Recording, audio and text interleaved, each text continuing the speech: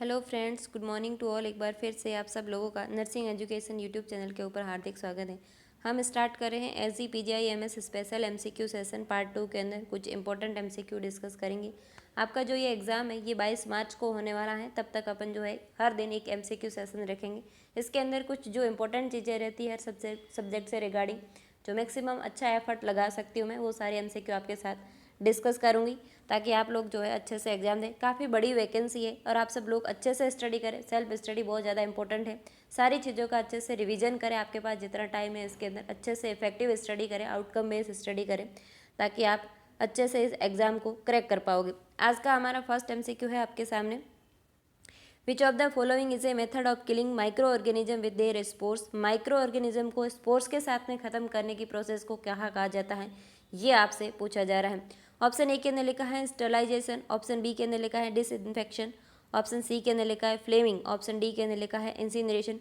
Hospital का जितना भी वेस्ट रहता है ज़्यादातर उसका क्या किया जाता है, डंपिंग मेथड से या इंसिनरेशन के मेथड से उसका डिस्ट्रॉय किया जाता है। ये चीज़ भी आपसे पूछी जा सकती है।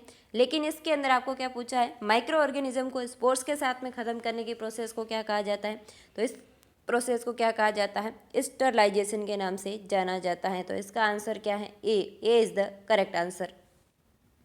नेक्स्ट एमसीक्यू अपना, the best and safest method of sterilisation is. Sterilisation के अंदर भी बेस्ट और सेफेस्ट मेथड कौन सा होता है, ये आपसे पूछा जा रहा है।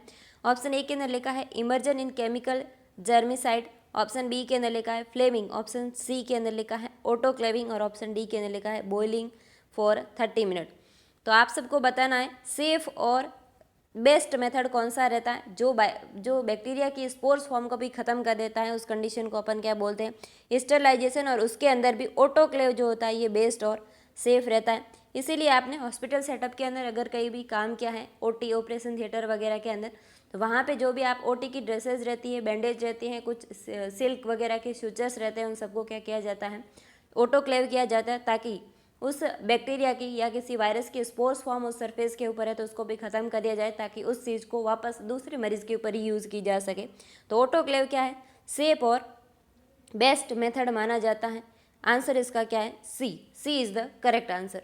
Next MCQ, autoclave is a method of sterilisation by. Autoclave जो होता है इसके अंदर आपसे है ना इसका टेम्परेचर पूछा जा सकता है, इसका प्रेशर आपसे पूछा जा सकता है या टाइम ड्यूरेशन पूछा जा सकता है। टाइम ड्यूरेशन मेनली ऑटोक्लेव के अंदर 15 to 20 मिनट को आंसर राइट माना जाता है। लेकिन इसका मैक्सिमम टाइम जो है ज़्यादा इफेक्टिव बनाने के लिए जो इसका मैक्सिमम टाइम लिमिट रहती है वो कितनी रहती है, 30 मिनट की रहती है। टेम्परेचर इसका कितना रहता है, 121 डिग्री सेल्सियस रहता है, या आपको इसको फ़ारेनहाइट में पूछे तो आपको बताना है 250 डिग्री फ़ारेनहाइट पे हीटेड किया जाता है। जब भी आपने ऑटोक्लेव कभी खुद ने किया हो या आपने किसी सेटअप के अंदर ऑटोक्लेव को देखा हो, तो ऑटोक्लेव के अंदर क्या रहता है, आपने मान लो किसी ऑपरेशन का सेट था, उसको उसके अंदर डाला और उसके अंदर आपने क्या किया, कुछ लेवल तक उसके अंदर पानी बना होता है और उसके बाद में उसको टाइटली क्या किया जाता है, बंद। और उसके बाद उसका 15 LBS पाउंड का उसका जो प्रेशर रहता है उसको सेट करके उसको अपन ऑन करते हैं। तो उसके अंदर जो अपने पानी डाला उससे क्या बनेगी, भाप बनेगी। और ऐसी कंडीशन को अपन क्या बोलते हैं, मोइस्ट हीट बोला जाता है। इसको क्या बोला जाता है, मोइस्ट हीट बोला जाता है। और यही आपसे पूछा जाता है कि ऑटोक्लेव के अंदर, autoclave is a method of sterilization कैसा है, मोइस्ट हीट वाला मेथड है। इसके अंदर ड्राई हीट नहीं रहती है, रेडिएशन नहीं रहता है और फिल्ट्रेशन इसके अंदर नहीं रहता है। तो क्या रहता है, ऑटोक्लेव के अंदर जब वो पानी डालते हैं उससे जो भाप बनती है उसको अपन क्या बोलते हैं, मोइस्ट हीट बोला जाता है।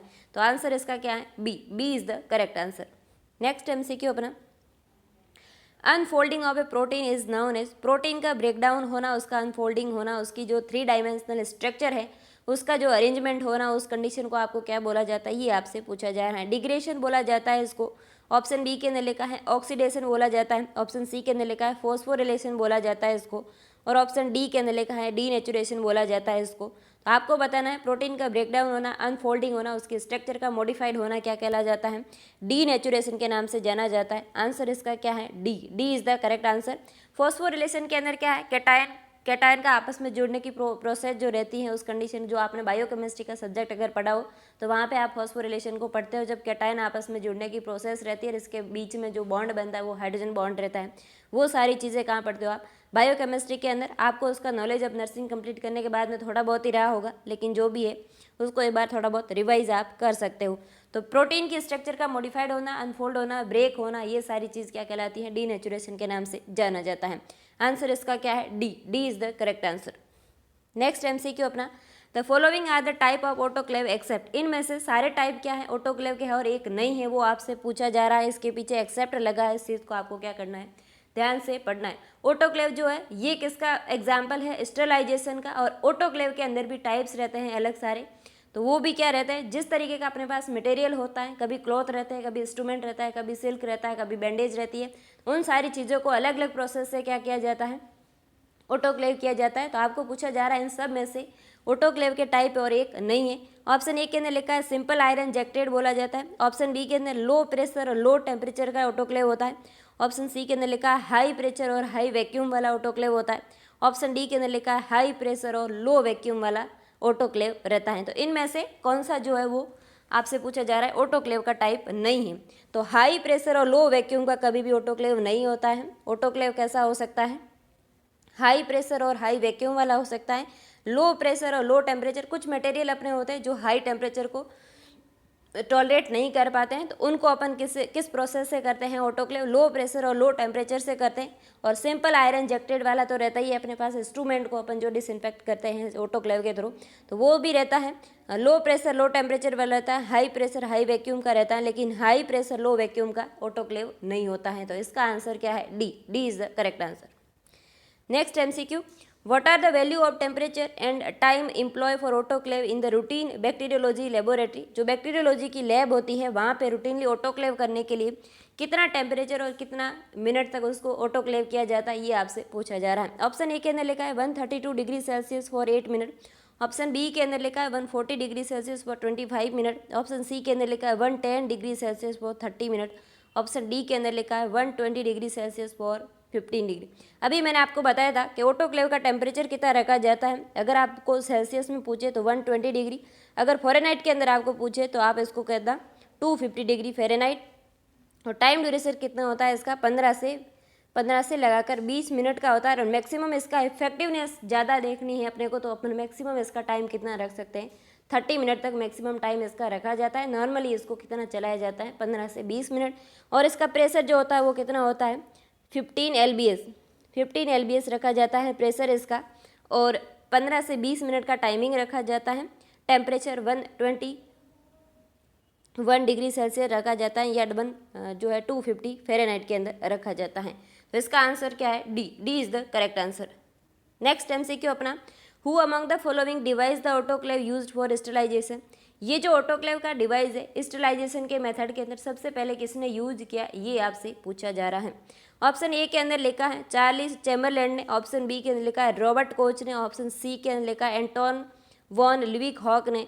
ऑप्शन डी के अंदर लिखा है एडवर्ड जेनर ने। तो एडवर्ड जेनर तो कौन था? जो अपनी वैक्सीनेशन है उसका फादर था। और ये जो ल्यूवेन हॉक है ये किसके फादर है? स्टेथोस्कोप का डिस्कवर किसने किया था? ल्यूवेन हॉक ने किया था। और रॉबर्ट कोच कौन है? बैक्टीरियोलॉजी के फादर है। और चार्ल्स चैम्बरलैंड जो है इन्होंने क्या किया था? सबसे पहले ऑटोक्लेव के डिवाइस को स्टरलाइजेशन के लिए यूज किया, जो आज तक यूज किया जा रहा है और सबसे बेस्ट और सेफ मेथड माना जाता है। किसको? ऑटोक्लेव को माना जाता है। तो ऑटोक्लेव डिवाइस को सबसे पहले किसने यूज किया था? चार्ल्स चैम्बरलैंड ने किया था। ये आपसे पूछा जा सकता है, ये आपको याद रखना है। रॉबर्ट कोच बैक्टीरियोलॉजी के फादर है और एंटोन वैन ल्यूइक हॉक जो है स्टेथोस्कोप के फादर है। ऑप्शन डी के अंदर एडवर्ड जेनर लेगा, ये क्या है? वैक्सीनेशन के फादर है। सबसे पहले इन्होंने जो वैक्सीन दिया था, इसलिए इनको क्या है? वैक्सीन के फादर भी माना जाता है। नेक्स्ट एमसीक्यू अपना, the solution use to disinfect the bed linen of HIV positive patient is. मरीज क्या है? HIV पॉजिटिव का है, उसके बेड और लिनन को डिसइंफेक्टेंट करने के लिए कौन सा सॉल्यूशन यूज किया जाता है? बड़ा फेमस एमसीक्यू और हर बार एग्जाम के अंदर पूछा जाता है। जब भी माइक्रोबायोलॉजी का नाम आता है तो ये एमसीक्यू बहुत बार एग्जाम के अंदर पूछा गया है। ऑप्शन ए के अंदर लिखा है सेवलॉन। ऑप्शन बी के अंदर लिखा है सोडियम हाइपोक्लोराइड। ऑप्शन सी के अंदर लाइसोल। और ऑप्शन डी के अंदर लिखा है डिटोल। तो सेवलॉन, लाइसोल और डिटोल ये तीनों कहाँ यूज़ करते हैं अपन? जो अपना थर्मोमीटर रहता है हॉस्पिटल के अंदर, उस थर्मोमीटर को डिसइंफेक्टेंट करने के लिए इसका कुछ फिक्स रेशियो रहता है और फिक्स ड्यूरेशन रहता है। उसके अंदर से जो है अपन इन तीनों सॉल्यूशन से क्या करते हैं? थर्मोमीटर को, जो अपना थर्मोमीटर रहता है उसको डिसइंफेक्ट करते हैं। लेकिन जो HIV पॉजिटिव मरीज रहते हैं उसके क्लॉथ को, उसके लिनन को, उसके बेड को, उन सारी चीज़ों को क्लीन किससे करते हैं अपन? सोडियम हाइपोक्लोराइड से करते हैं। ये कई बार एग्जाम के अंदर पूछा है। इसका आंसर क्या है? B. B is the correct answer. Next MCQ अपना, which of the following chemical is most powerful disinfect. ये जो 4 केमिकल दे रखे हैं इनमें से सबसे ज़्यादा पावरफुल कौन सा है डिसइंफेक्ट, ये आपसे पूछा जा रहा है। ऑप्शन ए के अंदर लिखा है डिटॉल, ऑप्शन बी के अंदर लाइसोल, ऑप्शन सी के अंदर फिनॉल और ऑप्शन डी के अंदर लिखा है KMnO4। तो इसके अंदर अगर आपको ऑप्शन के अंदर ऑटोक्लेव लिखा जाए और ये सारों ऑप्शन के अंदर हो, इसके साथ में अगर ऑटोक्लेव ऑप्शन हो, तो सबसे आपको बेस्ट आंसर किसका देना है, ऑटोक्लेव को सबसे पावरफुल डिसइंफेक्ट माना जाता है, क्योंकि वो माइक्रो ऑर्गेनिज्म की स्पोर फॉर्म को भी खत्म कर देता है। लेकिन वो अगर ऑप्शन में नहीं है तो जो फिनॉल होता है 3% फिनॉल, 3% जो फिनॉल होता है ये ज़्यादा इफेक्टिव रहता है बाकी के कंपैरिजन में। ये तो इन चारों में से इसका राइट आंसर क्या बनेगा, फिनॉल। फिनॉल जो होता है हर जगह बेस्ट इफेक्टिव होता है, लेकिन जब माइक्रो ऑर्गेनिज्म की स्पोर फॉर्म को खत्म करना हो तो ऐसी कंडीशन में फिनॉल जो होता है इनइफेक्टिव हो जाता है, इसीलिए ऑटोक्लेव जो है वो क्या है, बेस्ट माना जाता है। फिनॉल जो है इंटरमीडिएट लेवल का डिसइंफेक्टेंट माना जाता है और जो ऑटोक्लेव है वो क्या है, सेफ और बेस्ट वाला होता है। तो 3% सेवलॉन जो है, फिनॉल जो है लाइसोल, डिटॉल और KMnO4 से ज़्यादा इफेक्टिव होता है, मोस्ट पावरफुल माना जाता है। तो इसका आंसर क्या रहेगा, सी इज द करेक्ट आंसर। तो आज के लिए इतना ही, कल मिलेंगे कुछ और इंपॉर्टेंट एमसीक्यू के साथ में। आपको SGPGI का जब तक एग्जाम नहीं हो जाता तब तक अपन रेगुलर कुछ इंपॉर्टेंट एमसीक्यू आपके साथ डिस्कस करते रहूँगी। आप लोगों को कोविड के पोर्शन को, माइक्रोबायोलॉजी को, इन सबको अच्छे से रिवाइज करना है। दूसरा मेडिकल सर्जिकल अपना मेजर सब्जेक्ट है, उसको तो पढ़ना ही है, उसका कोई आपके पास में सब्सटीट्यूट नहीं है। उस सब्जेक्ट को अच्छे से पढ़ना है, रिवाइज करना है। बाकी इसके अलावा OBG, पीडियाट्रिक, साइकेट्रिक, उसको भी अच्छे से पढ़ना है। इन सब से भी MCQ बने जाएंगे। और ये जो वैकेंसी है इसकी नंबर ऑफ पोस्ट को भी इंक्रीज़ किया है, तो ये आपके पास बहुत अच्छी अपॉर्चुनिटी है। इस बार अच्छे से पढ़ाई करके एग्ज़ाम देना है, ताकि आप सब लोग जो है अपने नर्सिंग ऑफिसर बनने का जो सपना है उसको साकार कर पाएंगे। जितनी हेल्प मुझसे जो मेरी ड्यूटी के बाद में हो पाती है वो सारी चीज़ें मैं करने की कोशिश करती हूँ। एनक्लेस सीरीज़ नॉर्सेट के लिए जो मैं रेगुलर चला रही हूँ, आप उस चीज़ को भी अच्छे से पढ़ें। हमें पता नहीं है कब पढ़ी हुई चीज़ एग्जाम के अंदर आएगी, इसलिए आप लोगों को लगातार जो भी चीज़ें अपलोड की जाती है यूट्यूब पे, वो सारी चीज़ें आपको देखनी है, क्योंकि इंपॉर्टेंट चीज़ें ही मैं आपके साथ डिस्कस कर रही हूँ, ताकि एग्जाम के अंदर आपको मैक्सिमम जो है MCQ मिल पाए, मैक्सिमम हेल्प मिल पाए आपको एग्जाम के अंदर। तो हम मिलते हैं नेक्स्ट लेक्चर में, तब तक के लिए धन्यवाद। अगर आपको इस वीडियो लेक्चर से कुछ नया सीखने को मिलता है तो आप इस वीडियो को मैक्सिमम लोगों तक शेयर करें, ताकि दूसरे लोग भी अपने साथ जुड़ के अपनी स्टडी को कंटिन्यू कर सकें। Thank you.